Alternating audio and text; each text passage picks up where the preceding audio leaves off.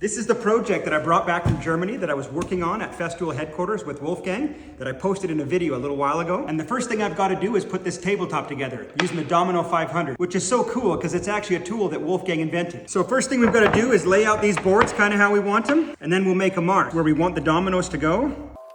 And then I'm just going to use this big square to make the lines longer.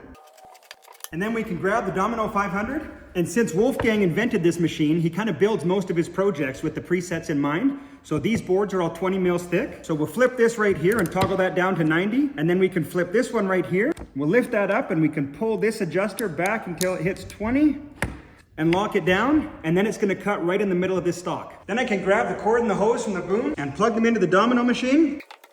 And then I can grab two of these stoppers that go in the MFT table to hold my pieces steady, put the pieces in place, and cut my mortises. Well, actually first I gotta remember my safety glasses.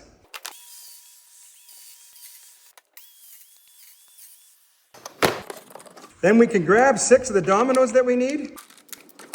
Then we can throw down a few clamps, move our boards over and stand them up. Actually, we'll lay this middle one down, and we'll grab some tight bond and run it down these two sides. Then we'll spread that glue out.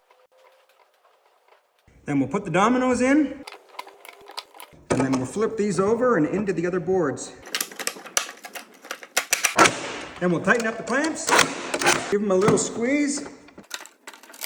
And then before I put the top clamps on, I'll usually clean off this glue.